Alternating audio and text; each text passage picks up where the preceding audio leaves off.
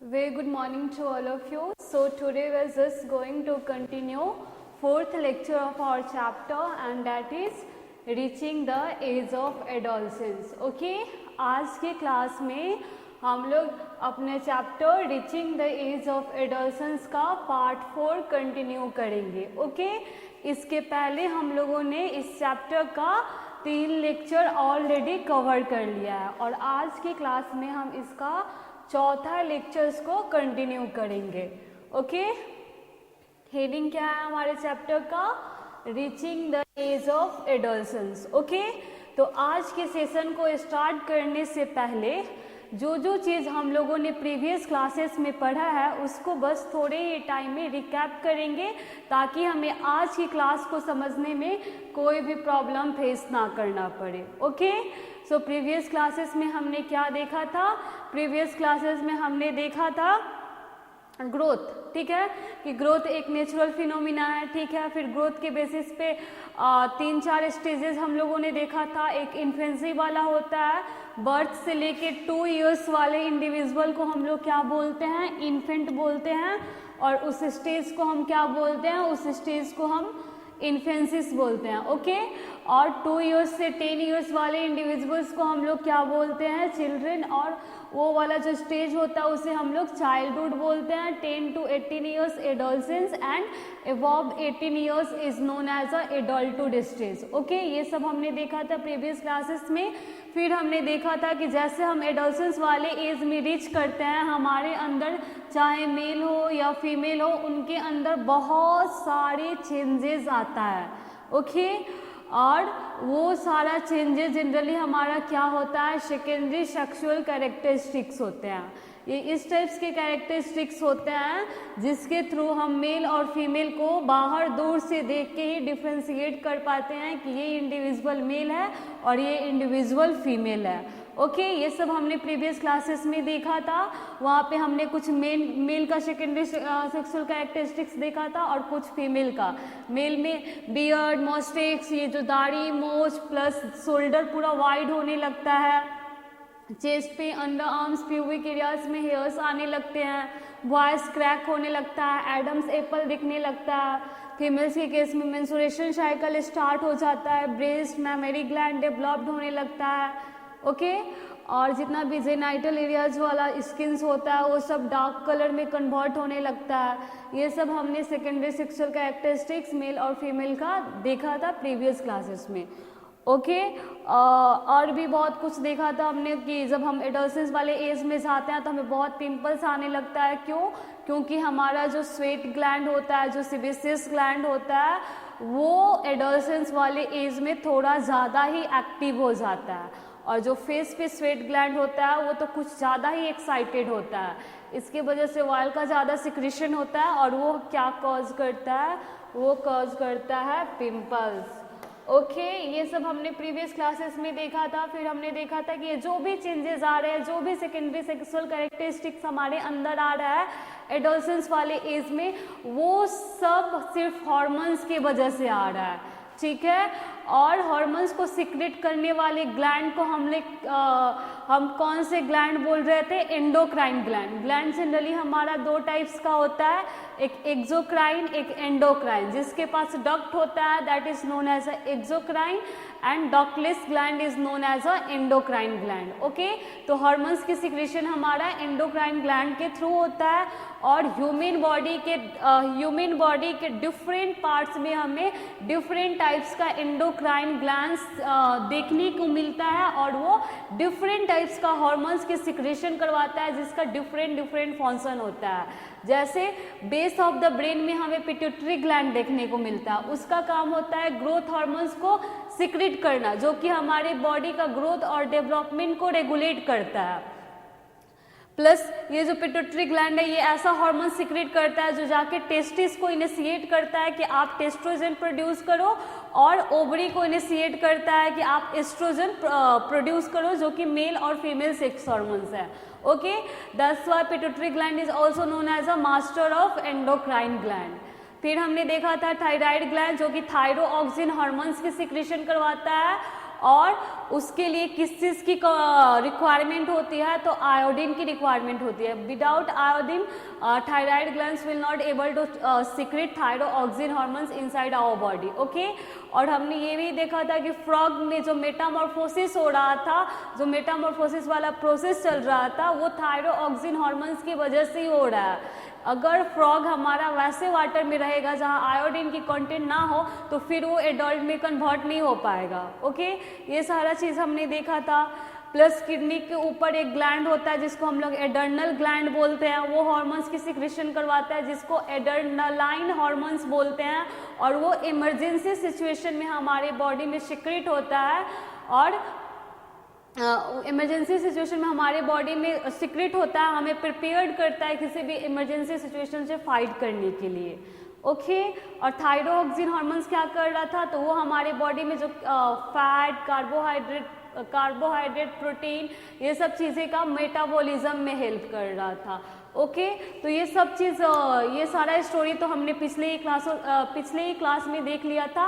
आज हमें स्टार्ट करना है एक नया टॉपिक से, और वो क्या है, reproductive phase in human beings. Puberty में मेल और फीमेल दोनों रिप्रोडक्टिव मैच्योरिटी अचीव कर लेते हैं, ठीक है।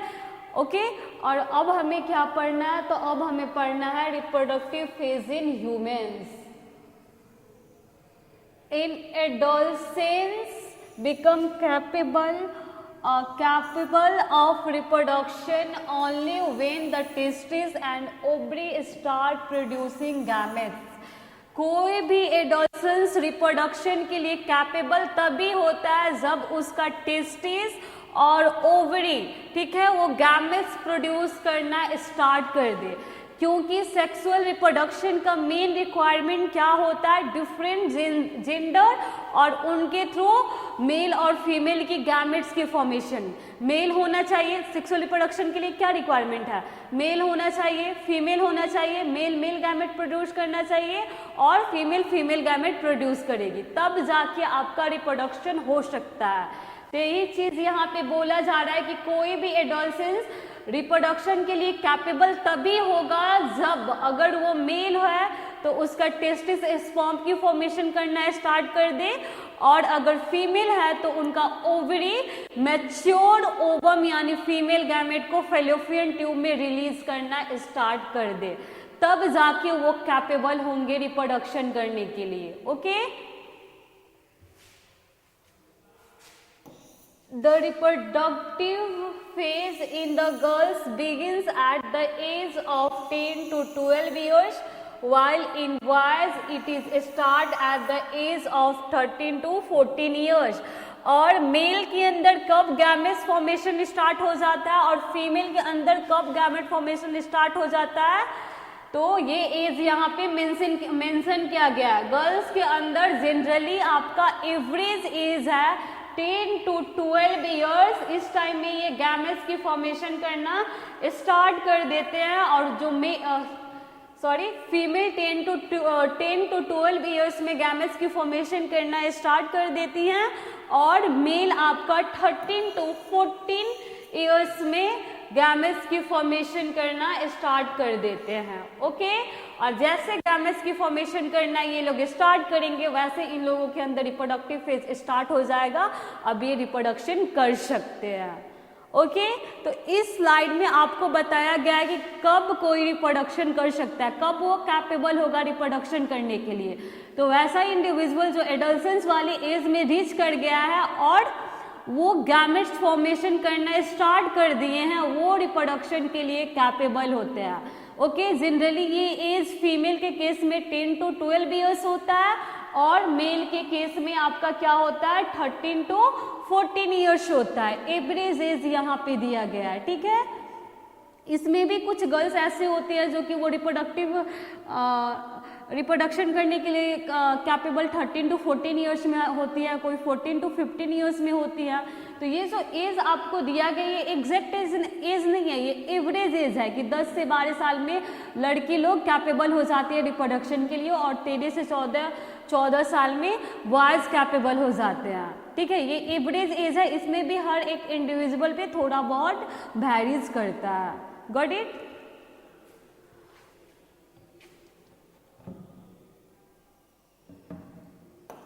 Now move to the second slide, and what is written here? The capacity to produce gametes last till the age of 40 to 50 years in a female.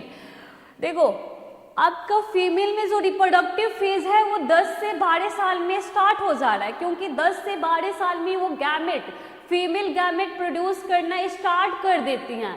लेकिन जैसे उनका एज 40 से 50 साल होता है वैसे उनका रिप्रोडक्टिव फेज खत्म हो जाता है, क्योंकि 40 टू 50 इयर्स में वो गैमेट्स की फॉर्मेशन होना, मतलब जो ओवरी ओवम को रिलीज करता है फैलोपियन ट्यूब में, वो चीज बंद हो जाता है, मेंस्ट्रुएशनल साइकिल बंद हो जाता है। ओके, तो रिप्रोडक्टिव फेज अगर हम गर्ल्स का देखें तो 10 टू 12 ईयर्स से लेके 40 टू 50 ईयर्स तक जाएगा, क्योंकि जैसे वो 40-50 ईयर्स के बीच में आती हैं उनका बॉडी फीमेल गैमेट प्रोड्यूस करना बंद कर देता है, और जब तक फीमेल गैमेट प्रोड्यूस नहीं होगा तो फीमेल कैसे रिप्रोडक्शन के लिए कैपेबल होंगी।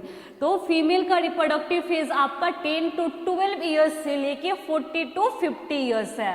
Got it? but for much longer time in a male until he is healthy।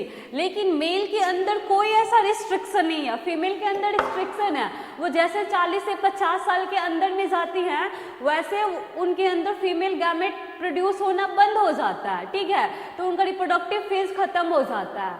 लेकिन मेल के अंदर ऐसा कोई रिस्ट्रिक्शन नहीं होता है, उनका 12 से लेके 13 ईयर्स के बीच में उनका रिप्रोडक्टिव फेज स्टार्ट होता है, और वो खत्म तभी होगा जब वो अनहेल्दी होंगे, ठीक है। वो 50, 60, 70, 80 ईयर्स में भी वो लोग गैमेट्स को प्रोड्यूस कर सकते हैं, मेल गैमेट यानी स्पर्म को प्रोड्यूस कर सकते हैं अगर वो हेल्दी है तो।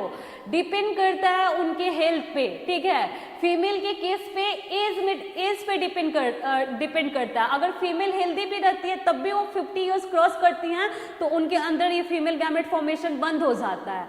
लेकिन मेल के अंदर ये चीज एज पे डिपेंड नहीं करता है। मेल के अंदर मेल गैमेट्स की फॉर्मेशन एज पे डिपेंड नहीं करता है, ये डिपेंड करता है मेल के हेल्थ पे कि वो कितना हेल्दी है, ठीक है। अगर वो ज्यादा हेल्दी होंगे तो लंबे टाइम तक वो मेल गैमेट को प्रोड्यूस कर सकते हैं और रिप्रोडक्शन के लिए कैपेबल हो सकते हैं। अगर वो अनहेल्दी होंगे तो वो जल्दी ही गैमेट्स की फॉर्मेशन उनके बॉडी में बंद हो जाएगा। तो उन पे डिपेंड कर रहा है हेल्थ पे, और फीमेल के केस पे डिपेंड कर रहा है एज पे। फीमेल के केस में भी आपका हेल्थ पे डिपेंड करता है लेकिन एज पे ज्यादा डिपेंड करता है। ओके,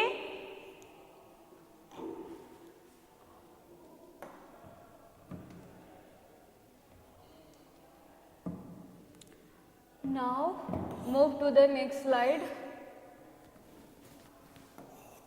मेंस्ट्रुएशन साइकिल, मैंने बताया था आपको प्रीवियस क्लास में कि सेकेंडरी सेक्सुअल फीमेल के सेकेंडरी सेक्सुअल कैरेक्टरिस्टिक्स में एक कैरेक्टरिस्टिक्स होता है कि उनके अंदर मेंस्ट्रुएशन साइकिल स्टार्ट हो जाता है। Okay, starting of menstruation cycle is the secondary sexual characteristics inside of female body.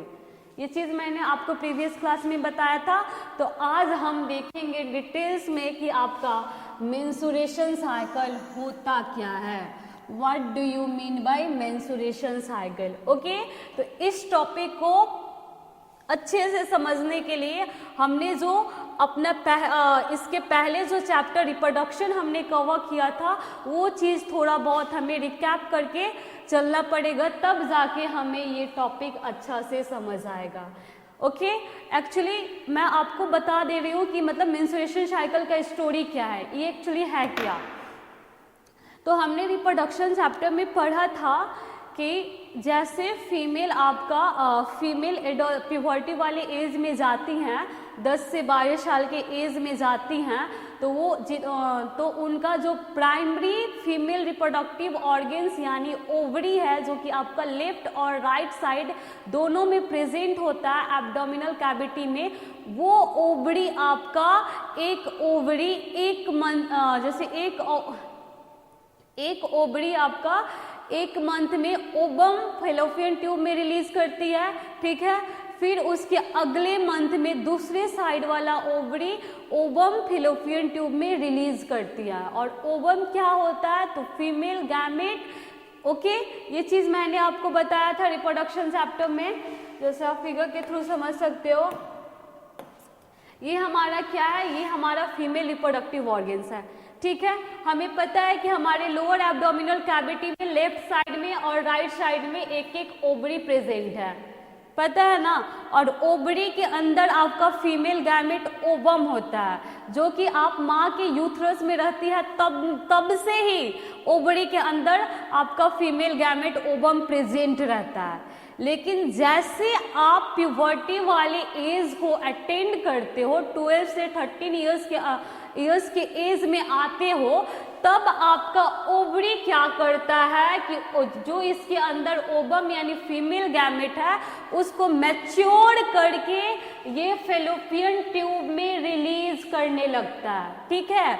और इसका भी एक रूल्स है, क्या रूल है इसका, कि हर मंथ एक ओवरी एक ओवम को रिलीज करेगा। फॉर एग्जाम्पल जनवरी में अगर लेफ्ट साइड वाला ओवरी ओवम को रिलीज कर रहा है तो फिर फरवरी में राइट साइड वाला करेगा। ये नहीं कि एक मंथ में दोनों ओवरी दो ओवम को रिलीज कर देंगे फैलोपियन ट्यूब में, ये नॉर्मली केसेस नहीं होता है फीमेल के अंदर। फीमेल के अंदर क्या होता है कि जो दो ओवरी प्रेजेंट है और दोनों ओवरी के अंदर फीमेल गैमेट ओवम है, तो हर ओवरी, जैसे कि एक ओवरी अगर एक मंथ में फीमेल गैमेट्स को फैलोपियन ट्यूब में रिलीज कर देगी तो दूसरे ओवरी उसके दूसरे वाले मंथ में, नेक्स्ट वाले मंथ में अपना ओवम फैलोपियन ट्यूब में रिलीज करेंगी, ओके। तो जनवरी में अगर ये लेफ्ट साइड वाले कर दिए तो फरवरी में कौन करेगा, राइट साइड वाला करेगा, ओके, ठीक है। और जैसे ये ओवम हमारे फैलोपियन ट्यूब में आते हैं, ठीक है, ओवम क्या है, फीमेल गैमेट, और रिप्रोडक्शन के लिए क्या कंपल्सरी होता है, मेल और फीमेल गैमेट का फ्यूजन। तो उस टाइम में अगर मेल और फीमेल के बीच में कॉपुलेशन होता है तो मेल स्पर्म अगर फैलोपियन ट्यूब में जाता है, मेल स्पर्म अगर फैलोपियन ट्यूब में जाता है और ओवरी आपका उसी टाइम में फैलोपियन ट्यूब में फीमेल गैमेट ओवम को रिलीज करेगा, तो वो आपस में मिल जाएंगे और स्पर्म और ओवम के मिलने से क्या होगा, जाइगोट की फॉर्मेशन। और उस केस को हम लोग क्या बोल रहे थे, उस केस को फर्टिलाइजेशन और हम प्रेगनेंसी बोल रहे थे, ठीक है। अब ये जाइगोट यहाँ से डिवाइड करते करते करते जैसे बड़ा होगा, वो यहाँ पे एक बैग लाइक स्ट्रक्चर होता है जिसे हम यूथरस और उम्ब बोलते हैं, जिसके अंदर माँ अपने बच्चा को 9th मंथ तक कैरी करके रखती है, ठीक है। तो ये क्या होगा, ये जाइगोट यहाँ से डिवाइड करते करते करते आएगा, यूथरस के अंदर ये इम्प्लांट हो जाएगा और यहाँ 9th मंथ तक डेवलप्ड होगा और फिर क्या होगा, बर्थ होगा, ठीक है। ये जनरली हमारा रिप्रोडक्शन वाला केस है। लेकिन ओवरी तो हर महीना ओवम तो हर महीना फैलोपियन ट्यूब में आता है, लेकिन हर टाइम तो फर्टिलाइजेशन नहीं होता है ना। तो मान लो कि ओवरी आपका यहाँ पे ओवम को रिलीज कर दिया, ओवरी ओवम को रिलीज कर दिया और स्पर्म यहाँ पे नहीं आया है, फर्टिलाइजेशन नहीं हुआ है, तो अब इस ओवम का क्या होगा, ठीक है।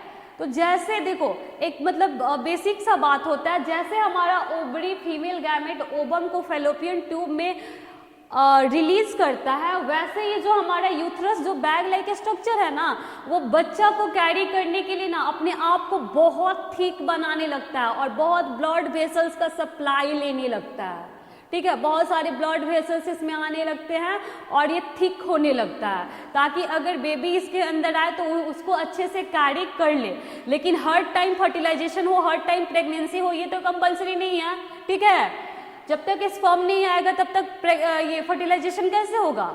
तो मान लो कि जैसे यहाँ पे ओवरी रिलीज हुआ, ये यूथरस क्या करेगा, अपने आप को बेबी को कैरी करने के लिए पूरा थिकनेस में कन्वर्ट करेगा, ब्लड वेसल्स की सप्लाई लेगा ये सब अपने यूथरस अपने आप को प्रिपेयर कर लेगा बेबी को कैरी करने के लिए, लेकिन यहाँ पे फर्टिलाइजेशन हुआ ही नहीं, तो फिर ये यूथरस इतना मोटा हो कि इतना ब्लड सप्लाई लेके क्या करेगा।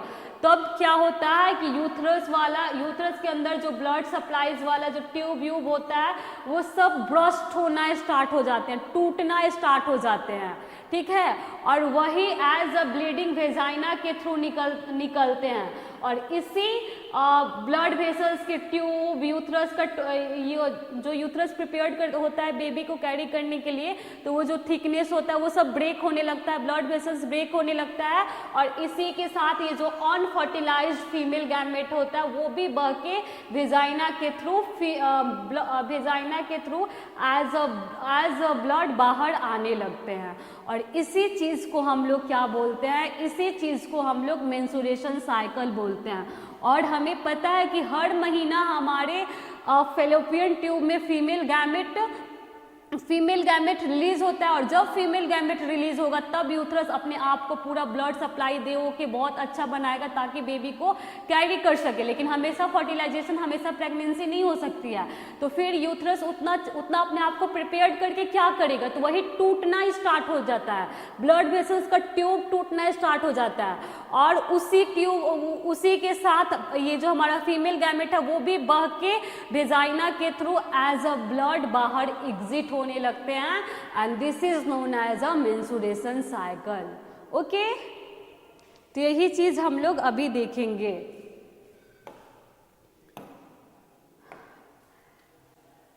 In a female, one of the two ovaries produce one egg or ovum which released once in every 28-30 days. This process of the releasing of mature ovum by a ovary is called ovulation. जो चीज़ मैं आप लोगों को उस time से बता रही थी वही चीज़ इसमें भी लिखा गया है कि फीमेल में 2 ओवरी में से एक ओवरी पर मंथ मतलब 28 to 30 डेज में एक अपने अंदर से मैच्योर एग को यानी फीमेल गैमेट को फेलोपियन ट्यूब में रिलीज करती हैं, and the process of releasing a mature ovum from an ovary is known as a ovulation. Okay, बोला जा रहा है कि फीमेल अपने दोनों ओवरी में से एक ओवरी से हर महीना एक एग को रिलीज करती है, एंड इस प्रोसेस को हम लोग क्या बोलते हैं, इस प्रोसेस को हम लोग ओव्यूलेशन बोलते हैं। Okay,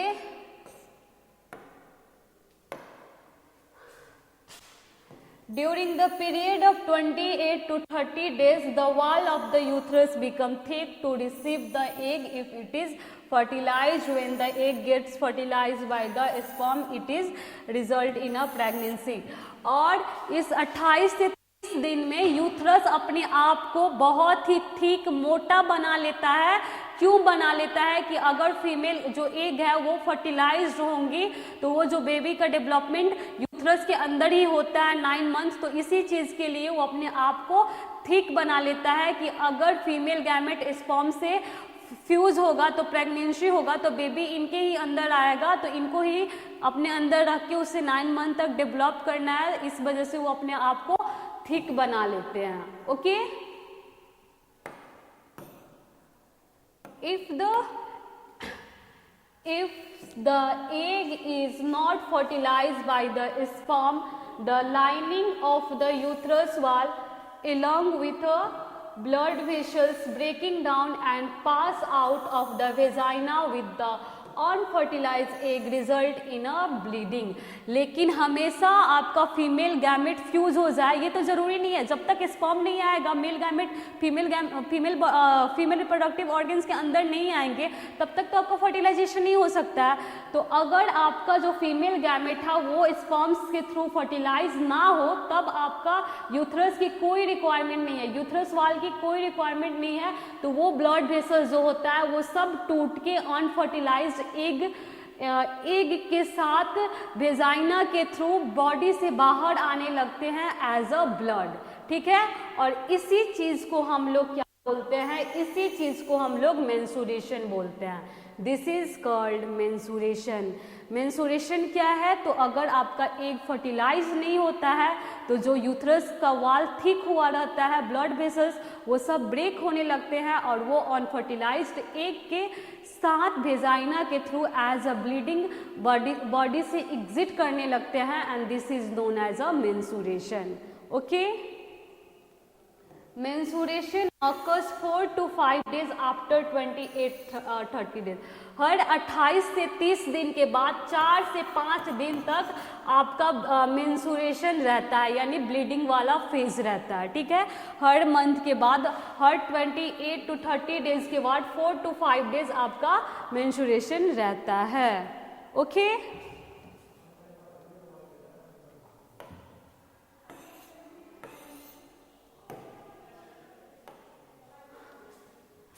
The bleeding of menstruation at a puberty is called menarche।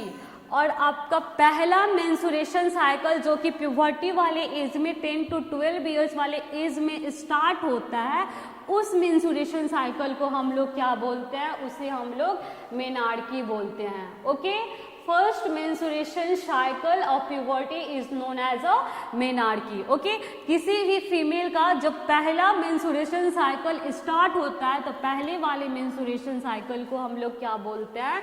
इसको हम लोग मेनार्की बोलते हैं। Okay, it is the first menstrual flow. ये हमारा first menstrual flow, first menstrual flow रहता है। Okay, in the beginning menstrual cycle may be irregular but after some time it becomes regular।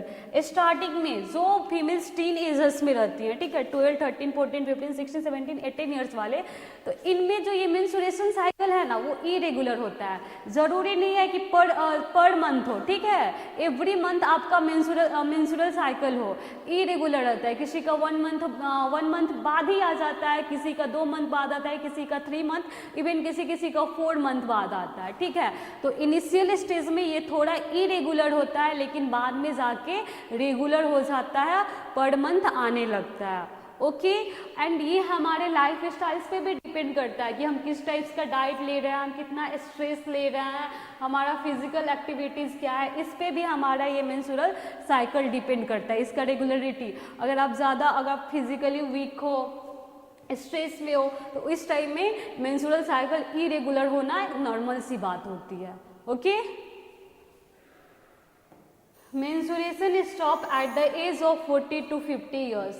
जैसे फीमेल 40 से 50 साल के अंदर में जाती हैं, उनके अंदर ये मेंस्ट्रुअल साइकिल रुक जाता है and the permanent stoppage of menstruation is called menopause. ठीक है, और 40 से 50 ईयर्स के अंदर जैसे फीमेल जाती है उनके अंदर मेंस्ट्रुअल साइकिल रुक जाता है और इस स्टेज को हम लोग क्या बोलते हैं? इस स्टेज को हम लोग मेनोपॉज बोलते हैं। Okay, now we have a last slide and what is given here? Menstrual cycle include, menstrual cycles क्या इंक्लूड करता है? जनरली आपका ये कंक्लूजन दिया है जो अभी हमने पढ़ा। Menstruation of maturation of the egg, menstrual cycle क्या इंक्लूड करता है? एग का मैच्योरेशन, जैसे एग आपका मैच्योर होता है फैलोपियन ट्यूब में रिलीज होता है, तो वो maturation of egg, release of an egg from ovaries, ovaries से एग रिलीज होता है फैलोपियन ट्यूब में। Thickening of the uterine wall, uterus wall जो होता है वो थिक होना स्टार्ट हो जाता है। Menstrual flow if pregnancy does not occur and the thickened inner wall of the uterus breaking down। और मेंस्ट्रुअल फ्लो आपका स्टार्ट हो जाता है अगर प्रेगनेंसी नहीं होता है, क्योंकि जो आपका यूथरस का वॉल अपने आप को बेबी के कैरी करने के लिए थिक बनाया था और ब्लड वेसल्स का सप्लाई वगैरह लिया था, वो सब आपका ब्रेक होना स्टार्ट हो जाता है और वो अनफर्टिलाइज्ड एग के साथ वेजाइना के through as a bleeding body से बाहर एग्जिट करने लगते हैं and this is known as a menstrual cycle. Okay, तो मेंस्ट्रुएशन साइकिल क्या इंक्लूड करता है? एग का मैच्योरेशन, इसका release from ovary, uterine wall का thickness, plus menstrual flow if pregnancy does not occur. Okay, I think आज का class आप लोगों को समझ आया होगा. आज के लिए इतना ही. Thank you. Have a nice day.